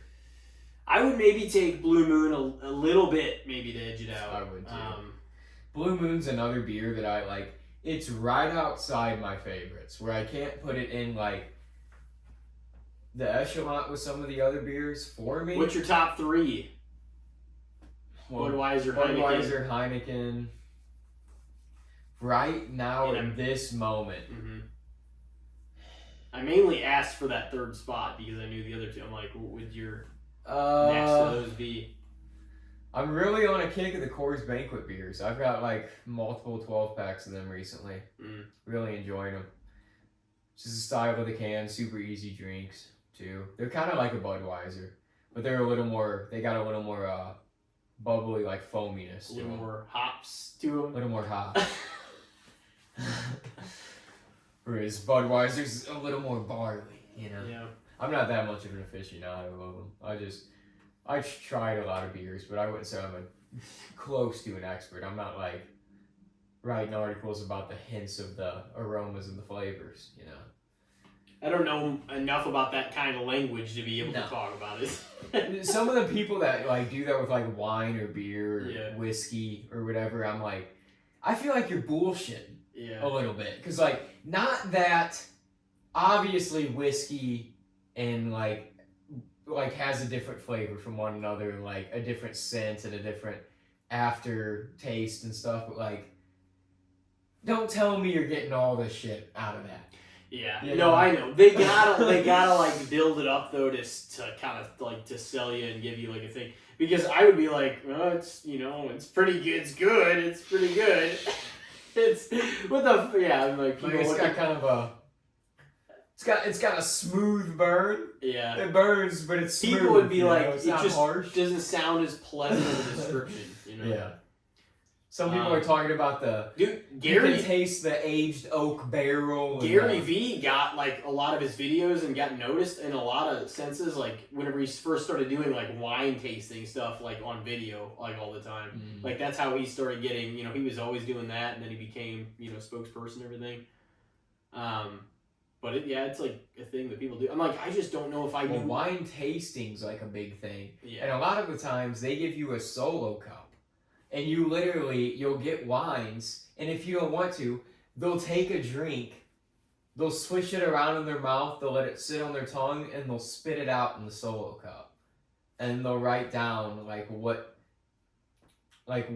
flavor they're getting, and like they'll smell it, they'll swirl it, they'll drink it, they'll swish it. But they're like, if you don't want to actually get drunk, then you can have a wine tasting without actually drinking.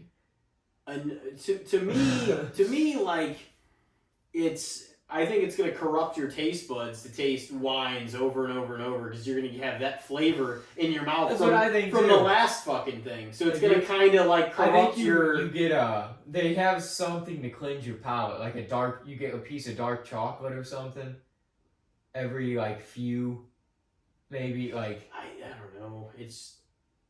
But yeah, I feel the same. And like the same thing with, especially like a beer, like beers, I feel like range in flavor a lot. Wines do too, because you can have super sweets and super dries. But like beers range in flavor a lot. Whereas like liquors, like hard liquors, like you can taste the difference between like a cheap and a more expensive whiskey, tequila, vodka, like any of them, you can taste the difference in the price. But there's not a major difference in the flavor of some of these things. Unless there's an added flavor. But if you're just if somebody gave you a shot of like, let's say like Grey Goose and Tito's, you wouldn't know the difference. Or if somebody gave you a shot of Jim Beam and Jack Daniels, straight up, would you know the difference? So it's like... Not if I took them like back to back and be like, what the fuck? So and maybe these people are just better. Because they kind of have the power for it. Kind of and they get into it and they know what to kind of do to, like really dive into what they're feeling and tasting. But... With liquors, I'm like, come on. Don't tell me you're getting all this shit out of this. What I got was a burn. Yeah. What I'm hearing is that you're drunk and you thought you found all these fucking things that you found in it. Oh, yeah, it's fucking... It's like, yeah, you're drunk. You fucking tasted all these liquors. Don't tell me you tasted fucking... You tasted a charred wood, like, aftertone in this fucking shot of whiskey. Like Buffalo, that's the thing. Like some of the whiskeys, though, like Buffalo Trace and like Screwball and stuff. Like certain whiskeys, like you do taste different stuff in it. But like with your name brand, we're pumping out millions of bottles on the shelves every year. You're not tasting a whole lot of difference. Besides it being a little smoother because it's more expensive and the quality's better. So what is that? Fucking 7-3? Yep. Holy shit! Yeah, Bud Light Lime, man, it toppled over some. It did. Do you want to take a quick break? Yeah. Go to a commercial here.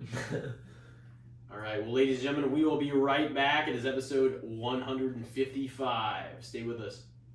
Ladies and gentlemen, we are back with episode 155. I guess coming out of the darkness into a new spot here in the year. New season. But DeAndre Hopkins on damn fight. I know. But the Bucks, man, they're gonna take this one. We'll see, bro. We'll see.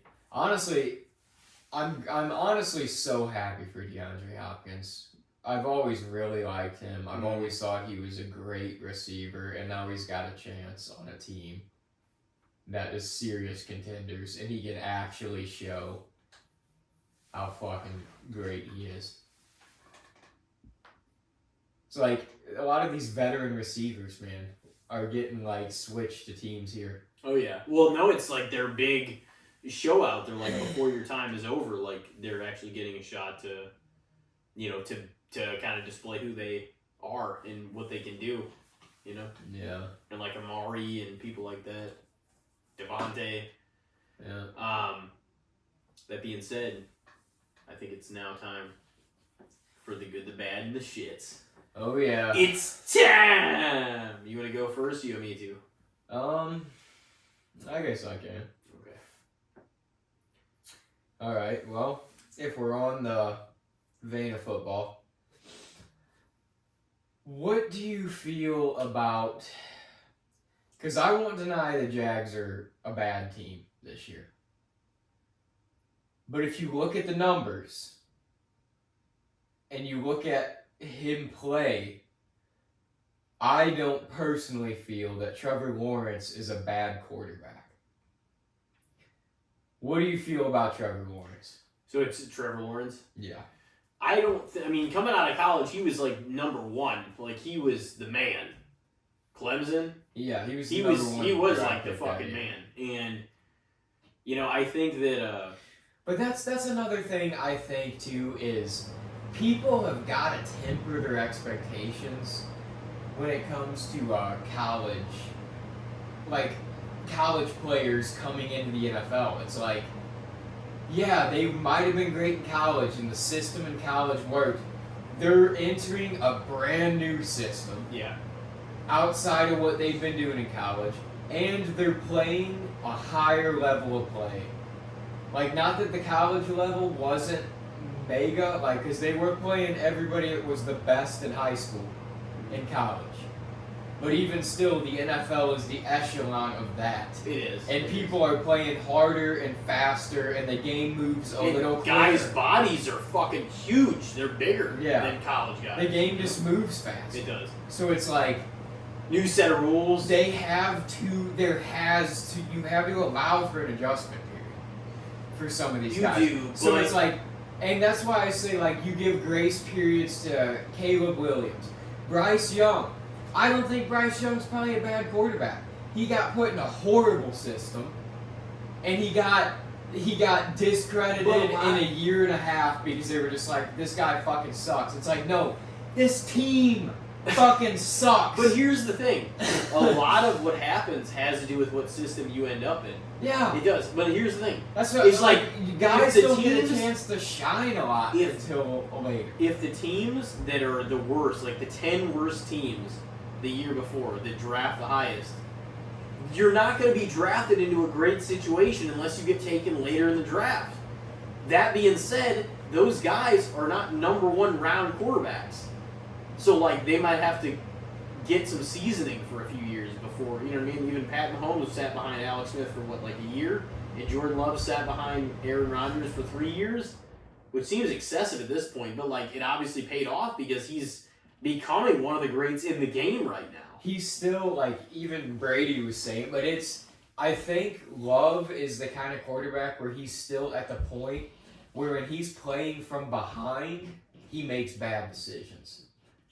And Brady was you could almost feel Brady being frustrated announcing him yesterday because he's just he's got so much talent, but he has to make better decisions in these moments. But he's also this is only his second year as a starter too. And the thing is, again, tempered expectations a little bit. But he definitely has proven at this point he is the starter. It's beyond that. He's one of the best in the NFC. Yeah, he's one of the best quarterbacks guy going forward. He's proven that. But it's which is no low feat because I know you're not like necessarily a fan of Green Bay, but Green Bay's organization is widely respected, and they do business with elite quarterbacks. Well, like, they hold on to their guys. Yeah. When they get them. Oh, some teams are known for doing that. Like Green Bay's good about that. They're kind of like they're good at finding their guys. Good scouts. They do. And they'll like. They're never in Guys. chaos. They're always viable. And I'm not a Green Bay guy, and that's probably because I grew up around it. And they wiped the floor with the Cowboys more than once in the fucking. And the time, playoffs. you know what? And I will say, the time that with the Dez Bryant catch, y'all should have fucking lost that game, and I will hold that to my damn grave. What year was that? 2014. We should have. Okay, I can't necessarily argue with that. But I know they whooped their ass in like 2017, and that was it was tremendous. Last year. Last year. Oh yeah, that was brutal. And that was a fucking team of kids. They were like 21-2. Yeah, that was horrible. That was a rough showing. But hey, man, that game. You know what's nobody crazy? Can say I don't ride with the teams that I like. Nobody said. Yeah, no. You know what's crazy is like we watched that game together, and to this day, in this point in the year, I don't think I've heard anyone reference a game more than that game. Like because it was just the season the Cowboys were having, and it's not even just Colin. Like people talk about. Every commentator loves to talk about the Cowboys' fall. I've heard everybody loves talking about the Cowboys more than any team. I've heard more people talk about that game than probably last year's Super Bowl. Yeah, because like I said, Dallas. They're like, oh, let's talk about the Cowboys. But Dallas should have went into the home game and been able to defeat a bunch of kids, and they couldn't. They got the 4 whites with them. Yeah. It wasn't even close. Yeah, because Mike McCarthy... You're acting like I fucking wasn't there, but I fucking watched. We watched it. No, I know, but like, that should not have happened. That's why. In theory, if the Cowboys, the biggest brand, if they knew, I know what the expectations are. I'm not surprised, because I've been here, and I've seen it happen my whole life. Then why does everybody... we went 12-5! 12-5! Fuck you! Bro, and then they get their ass whooped in the playoffs. I was here the Tony Romo days. Okay? This has been happening since then. And that was the 2000s. Then why does everybody get head over heels when they win 12 regular season games, beat up on a bunch of fucking slobs? Because it's the Cowboys. And now the Commanders and the Eagles... Man, the Commanders are going to whoop some ass on these other fucking teams. The Commanders are looking... Dude, the Commanders are looking better than the Eagles in some instances. They are better than the Eagles. The Eagles have Saquon. Sometimes it's literally Saquon that's doing it, though, right now. Like, they have other talent, but what has won them the games is sometimes his touchdowns. Like, Jaden Daniels this season has thrown more... spot-on, beautiful passes than I think I've seen anybody throw. And that's saying so because he's a this rookie. Year? Yeah. Yeah. Like, watching it, I'm like, some of these, like, just right in the breadbasket, like, dimes to the end zone from, like, 20-plus yards that he's dropping on Terry McLaurin. I'm like... That Hail Mary was absurd, dude. And that was just almost by luck. Yeah. And it was also by Bears' fault. It was. Dude, That was them giving that game up is going to come back to fucking bite them in the ass. Oh yeah. Oh no, the Bears are getting. There's no question. And like I know I'm not a fan of them. Obviously, the Bears are getting 4th in that division.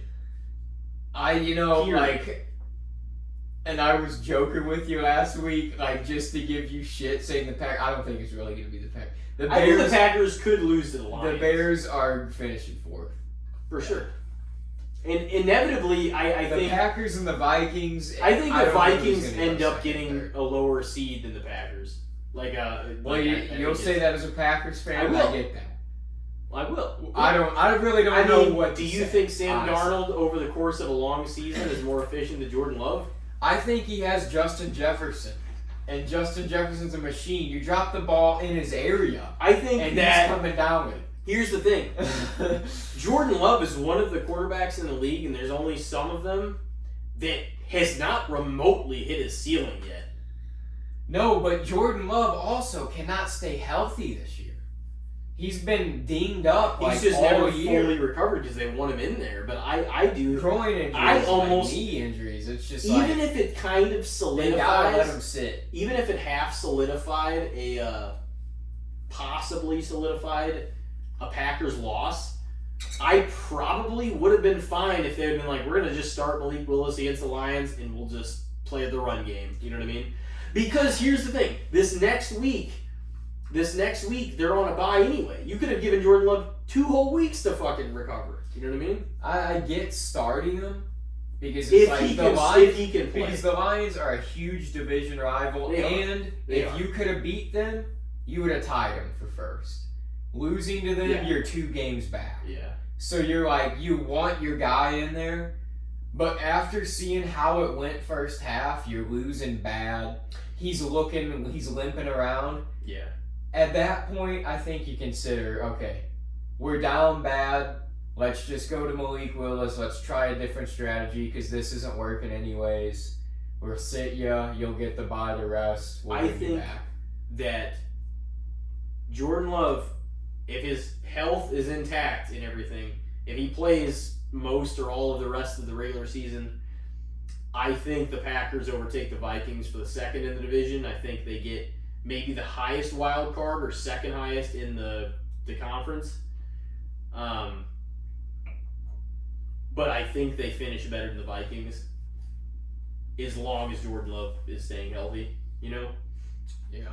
And Malik Willis isn't bad, but it's just you need the talent that Jordan Love has if you're gonna fucking put this thing to the. And this is another thing where it's like, and I say this not as a Packers fan and not necessarily as a Lions fan. I'm not like they're not my team or by any means, but like I've always sort of rooted for the Lions because they've always sort of been an underdog organization.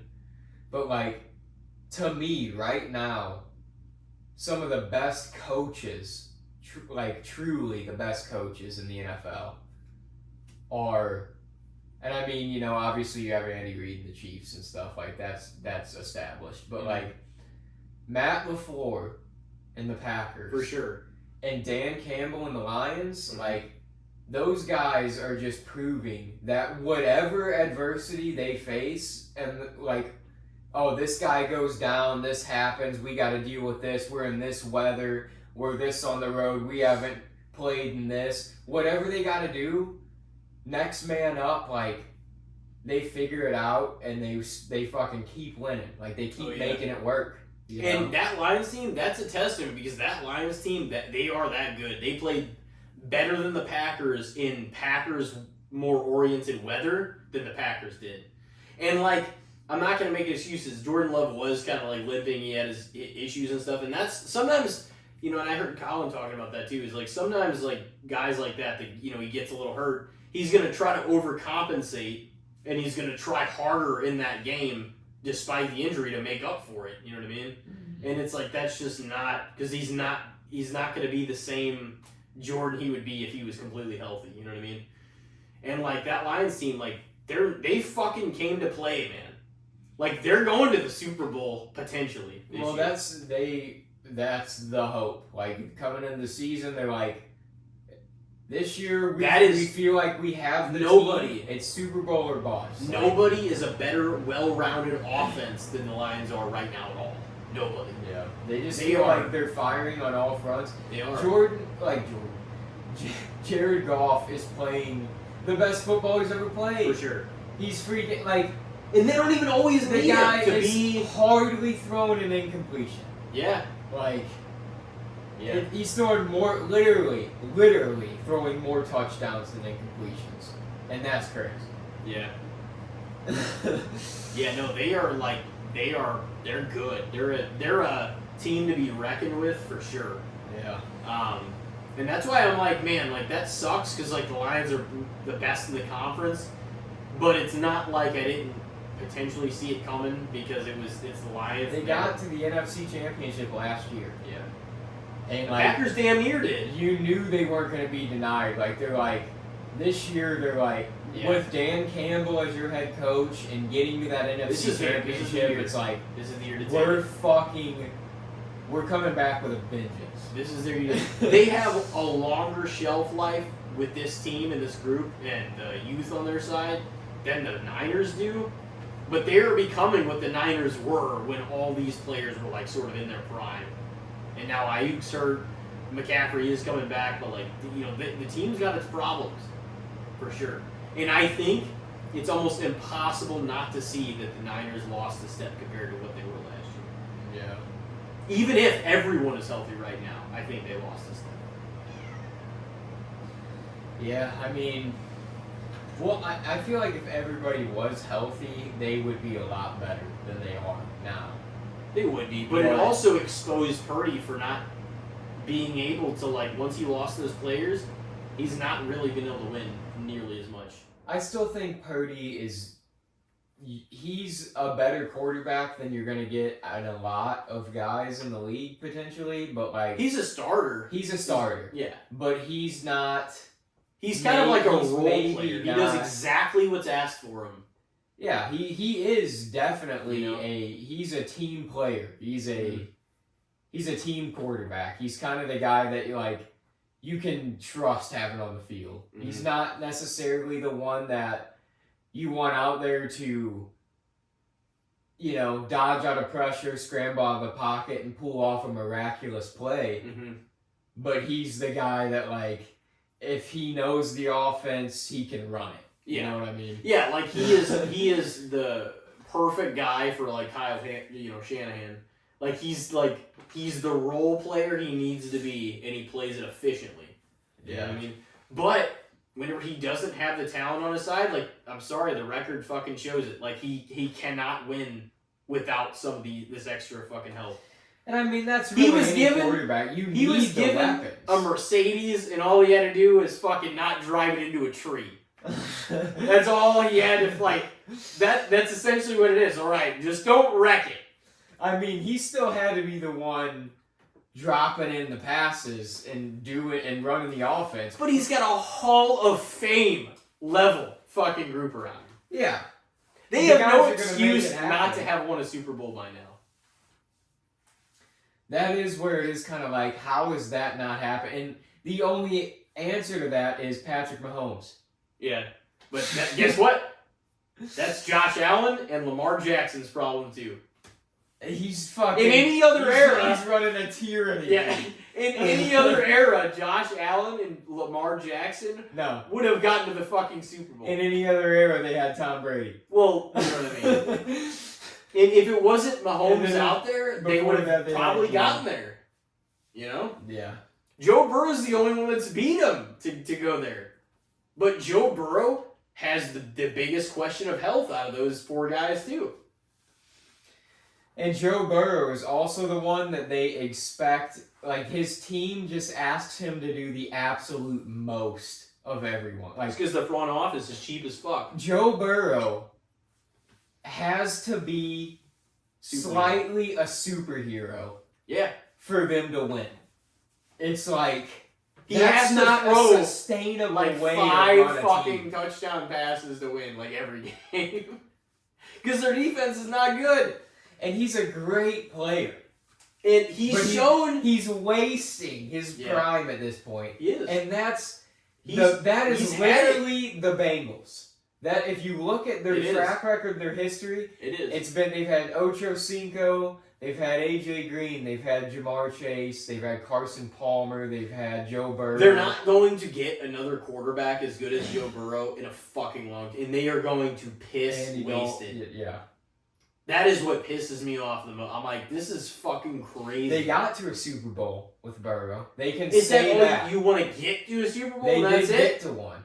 The ship got closer than most ships ever get. And the ship's fucking heading towards an iceberg.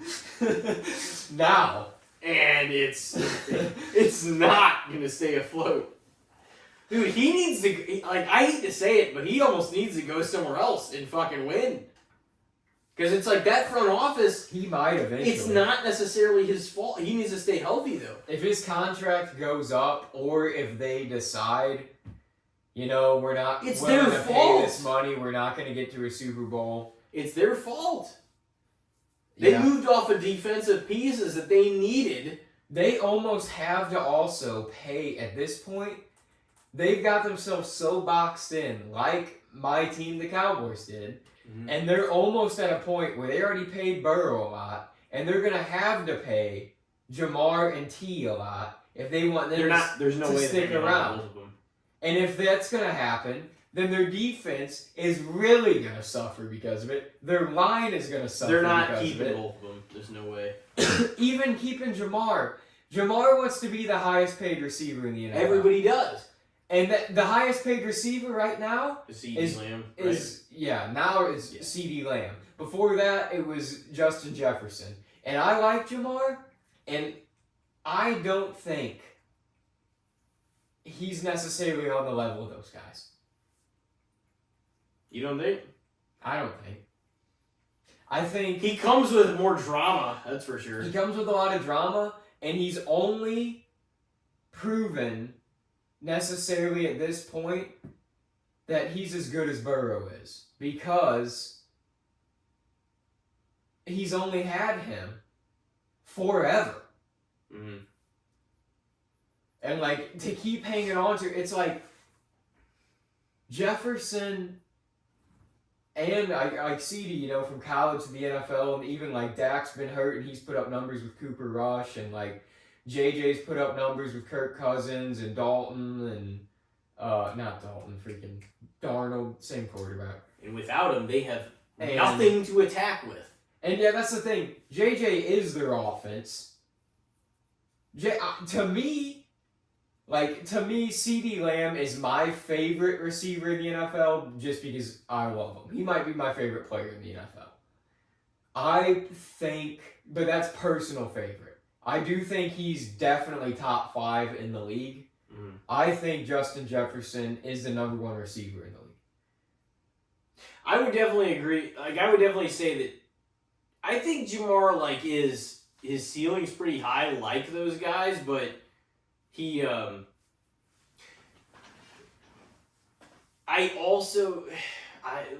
don't know, but he does come with more shit, but I don't know. I mean, that's the thing. Don't forget that Joe Burrow is the drama. Joe Burrow is more than those two for sure. Joe Burrow is the man out of Lamar Jackson and Josh Allen. He is the guy that went into Arrowhead and outperformed fucking Patrick Mahomes. None of those other guys fucking did. Yeah. When it mattered. And that is what matters. Not the fucking regular season. Oh, you have to win the regular season to get to the playoffs, of course. That's when he earned the Joe Cool nickname, because he really that was what set everybody's image of him on fire and that got him over. Yeah. Over. Was them going to the Super Bowl. And I mean, he was already like, this guy's good. He was the number 1 pick in the number 1. And he was proving himself too, highly. But that kind of like solidified, like, this guy's a real player. You know? And it also was like, and they've been almost living on that reputation since then. Yeah. You know? And I mean, Jamar's like his best friend, and they've been together since college, and they live on the same street. Like, they're so connected to one another that the Bengals' hands are tied to basically sign Jamar. Yeah. Well, that's the thing, but they are cheap bastard ownership. It's like, why don't you spend money to protect the guy that you paid a lot of money to? They need when the next time they're going to hit on a quarterback like Joe Burrow? Fucking not in 50 fucking years. But they somehow luck into situations where they have at least one all-star. Not usually the quarterback. It's usually a wide receiver. Burrow's like the biggest promise they've had probably ever. Why would they not take advantage of it?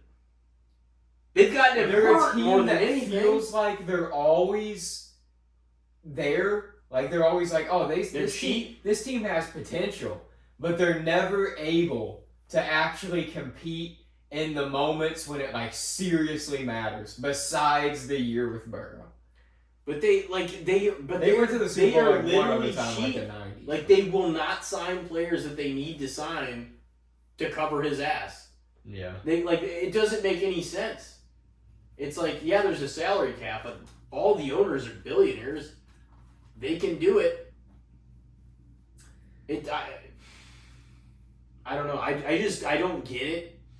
Yeah, you can tell that he's frustrated with it. If you're gonna own a team, you would think you would try. Like, if you're actually taking out the time, the effort, and the money to own a sports franchise, and you're a billionaire, you think that you would want to build a team that actually would have a chance of winning a championship. You know who went all in? It wasn't the Bengals. You know who went all in? And it wasn't the Cowboys either. I don't need to explain that one to you. You know who went all in? The Kansas City Chiefs. For the ride. The Kansas City Chiefs went all in. The Buffalo Bills went all in on signing players, on trying to configure their team to be able to be the best. Yeah. The Baltimore Ravens went all in. The Green Bay Packers, for who they have to pay right now and who they need to pay, went all in. I would almost give that to the San Francisco 49ers went all in. And this was a few years ago, not even now. Mm-hmm. They went all in.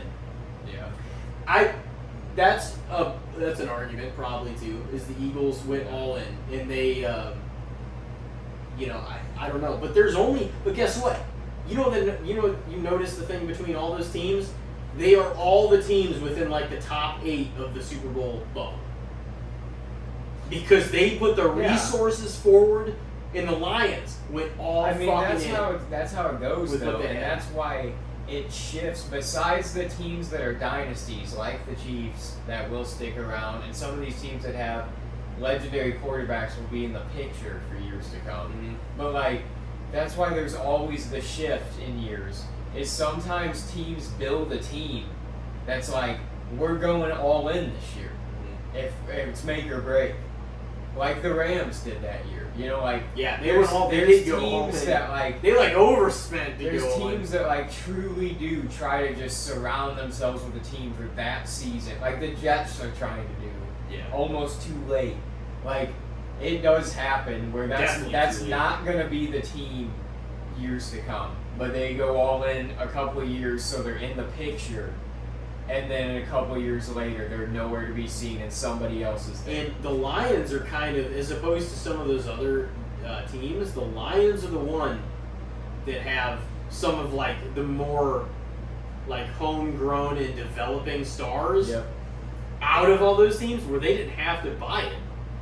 They have all their excellent players coming into their prime. They're signing all of them to deals now. Coming into their prime at the same time. Yeah. That's why the Lions have the best deal, and that's probably why they have the best chance, because they're not overpaying anybody. And they got Campbell, who's been nothing but success. Whereas everybody else is paying for star over here, star over there. The Eagles. It might be a strong point, the same as the Bills. It might be a strong point of the team. Is it going to win you the big one? The Ravens. They might have signed some stars, same as the fucking Chiefs, too. I mean, they got Henry now, too. But the Chiefs are the Chiefs, and until somebody takes it from them, they are it. God, please, do. That's why I feel like the Lions-Chiefs Super Bowl it's potentially, it could happen. We still never even decided on your topic, though. Trevor Lawrence. Jeez, yeah, we've been going a while. I know, yeah, let's speed it up for these. Let's just knock out a few of them here.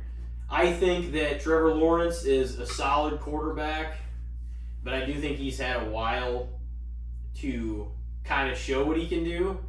He even won a playoff game that one year. The problem is, a lot of quarterbacks that are the number one pick or the number one round, the first round, he was drafted in a pretty losing organization. Without him, the Jags are almost an afterthought of the league, especially without him.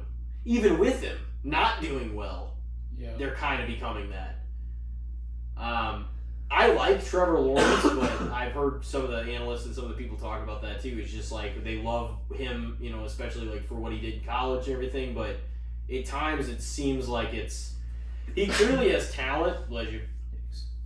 But the situation's just not working out that well. I think, yeah, you put Lawrence in another system, it probably goes better. Mm-hmm.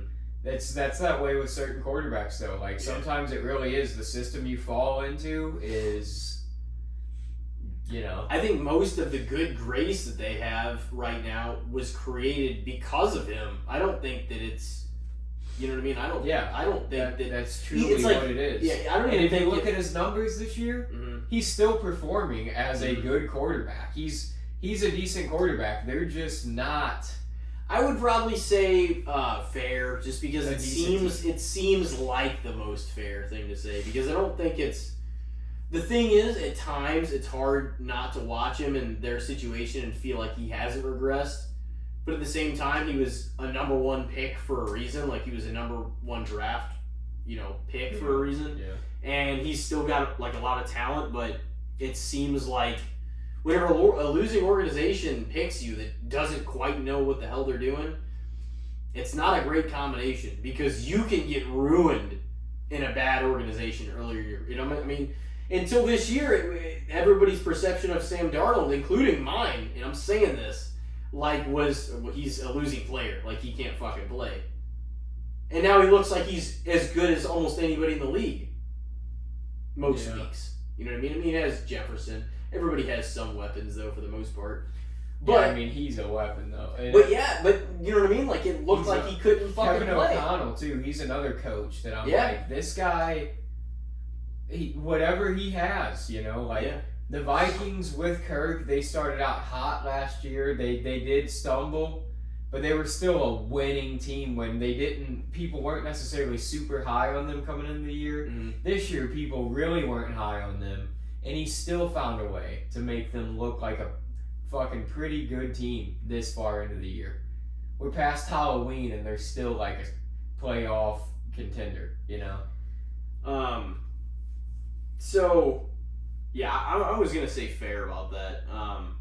Mine was going to be the 2024 Pittsburgh Steelers so far, who are, give me a second here, 6-2 right now, and they've beaten some what seem like, I guess decently quality teams.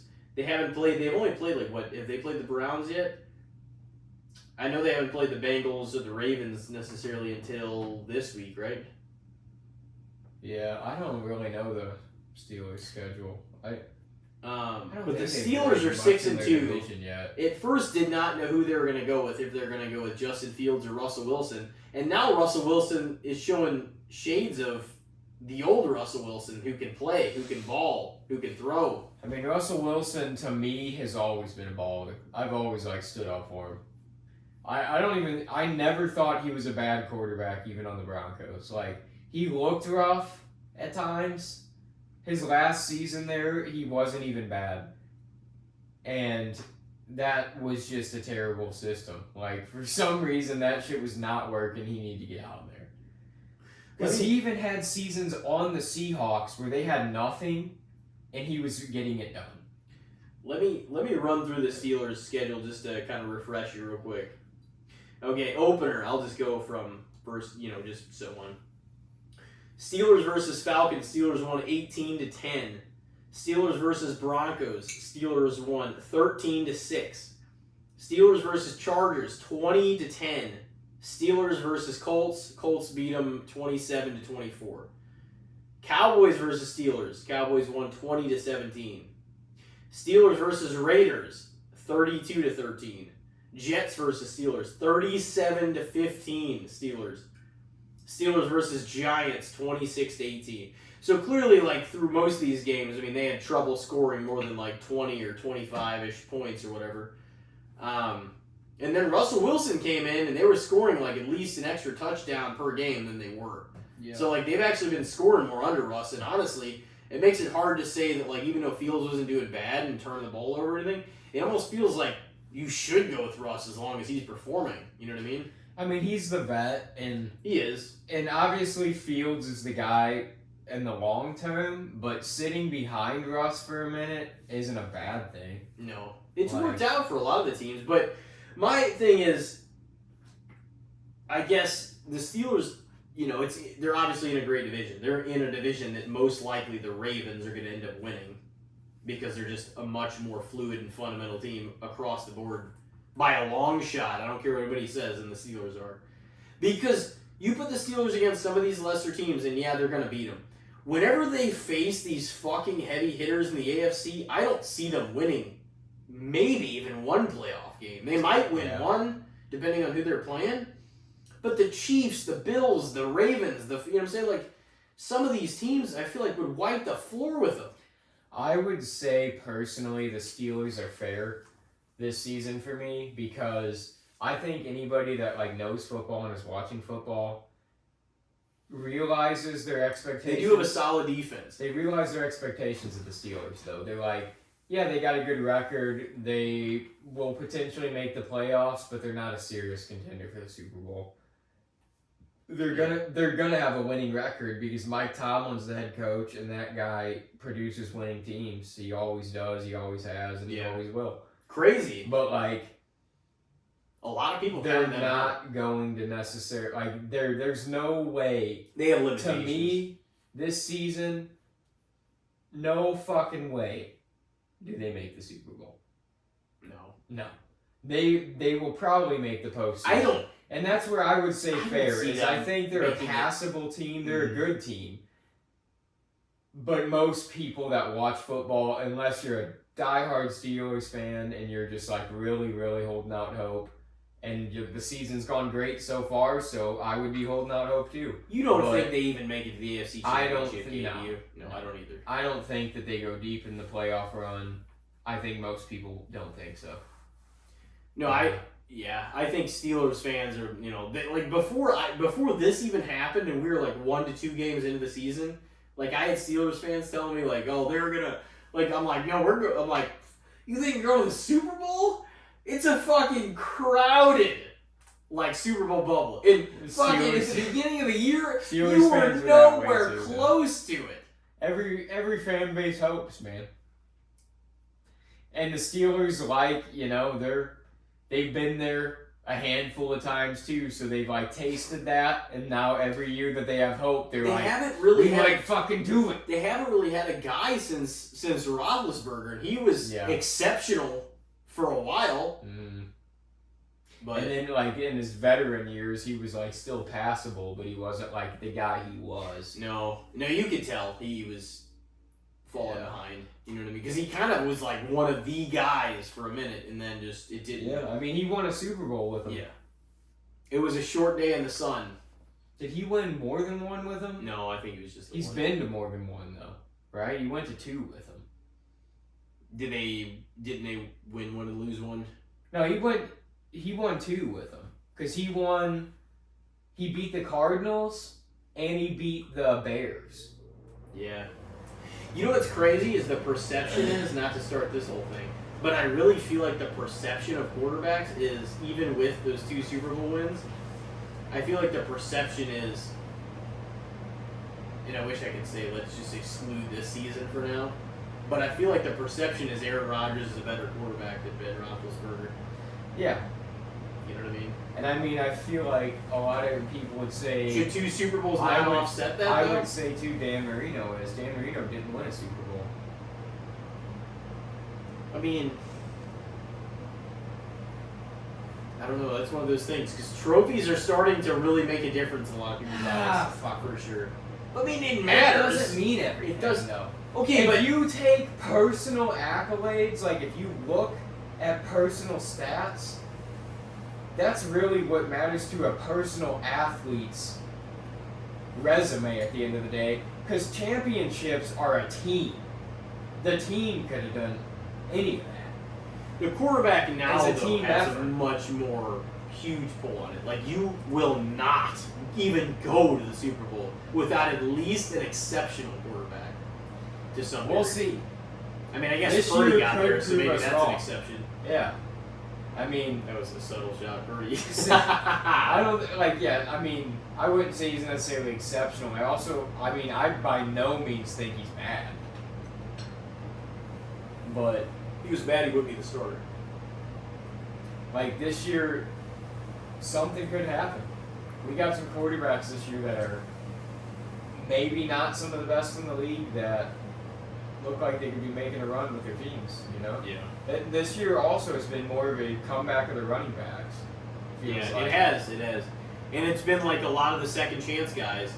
Yeah. They get another shot at, QB, or they're like, oh, let's ball out and shit, and then they do. So you're going to say fair as far as the Steelers this year? Yep. All right, you want to do one more and call it a day? Yep. All right. What do you think about just the overall look and the what people have been saying about the Crown Jewel Championships? I did watch at least the tail end of that, and then I saw some of the ceremony or whatever with. You've been following like any of the pages where people have been talking about the titles? Not really. I haven't seen a lot of comments or anything. Are they shitting on it? People are just like, the thing looks ridiculous. Like, it's just like so massive. It's got so many jewels on it. Yeah. Well, they gotta stay over there in Saudi Arabia. I saw like the belts do. Yeah. Of course. And Liv and Cody got like a ring to signify instead for like the time being, and like the belts got to stay out, so they like got to hold it. I mean, I guess that's just that's traditional thing, but yeah, that'd also kind of be like, well, this kind of is horseshit. So they got a ring, but they don't have the belts. But like, can I guess come back and take pictures with it? Wait, so what was the belt? Just the belt overall. Like, what do you think about the look of it and the overall like talk over it? I don't really think, all in all, like, yeah, it's an honor because we've never really, like, we're making, how could I say this? Like, we're, like, us, I guess is in the USA, like, us over there is kind of like a signifying thing, like, oh man, like, we're trying to spread our, our message and, like, help this third world country, at least at one time. I don't know if I should call them that now or not. I mean, and people have their royalties, ifs, ands, or buts about Saudi Arabia anyway. But like, they built the city up a lot, but the cities. I know it's because of that. So like, we're trying to give them something like kind of special. You know what I mean, kind of thing. And they're like big. Well, also Saudi Arabia, the royalty over there has a fuckload of wealth. Yeah. And that's why they're willing to pay some of these. They pay out people like millions for one match. All these entertainers. Yep, Otten. Fuck yeah. Without Godwin and Evans, baby. Otten's been tearing it up since they've been out. But like that golf organization that they started over there too, and WWE's doing shows over there, and like more musicians are getting like paid to do. Well, it's part of the Saudi Vision 2030. Like they want to look. They want it to look like a completely different society and like country by then. You know what I mean? And to evolve to like that level and everything. I mean, I think it's more of like a. I hate to say it, but it's just kind of more about the poster of like, oh, we're doing this, and then I feel like it is about really like substance. Like, and what I mean by that is I think it's about the look of how it sort of is than, like, this championship actually meaning. I'm not trying to cut down Saudi or the U.S. or anything that the whole thing's doing. But I think it's intended as more of, like, how it looks and how it, like, what the attention it brings to the country than it is about the championship actually meaning that much. You know what I mean? I think it's to create something in a bond between us and them. Like, oh, two of our top people won something over there, and this is your guys' championship, you know what I mean, kind of thing. Yeah. Like, it's kind of to signify something. I'm not saying they're wrong for that either. I'm just saying, like, I think that's just what it's kind of for, you know what I mean? Mm-hmm. I don't think it's supposed to, like, I don't think Cody's going to come back here and people are like, oh my god, we respect you all that much more now that you're fucking Saudi Arabia Crown Jewel champion. You know what I mean? Like, I don't think it's because of that. Like, I don't think, really, to be honest, as an American, in us, like, I don't think it really makes that much of a difference to us, I guess. I can see why it's special, especially to, like, him and Liv Morgan for winning them, and it for being, like, that, But I think it's to create something special and distinctive for them with the business, the partnership between WWE and Saudi Arabia, than anything else. You know what I mean? I think it's a signifier of that relationship, like becoming. You know what I mean? I don't think in the fucking the halls of like wrestling history, it's like, oh, this is like a huge whatever. I mean, like I said, it's definitely like it's like a statement in the sense of like it becoming like a huge thing for like their country, but I don't really think. I think it's kind of gonna be like, oh, right, we watch that, but like our audience, like the United States, like the people that watch wrestling here, are immediately gonna be like, all right, on to the next thing. You know what I mean? Yeah. I don't think anybody's gonna be. I'm not trying to take anything away from it. I'm just saying like it's kind of still like an outlier in a very long year. You know what I mean?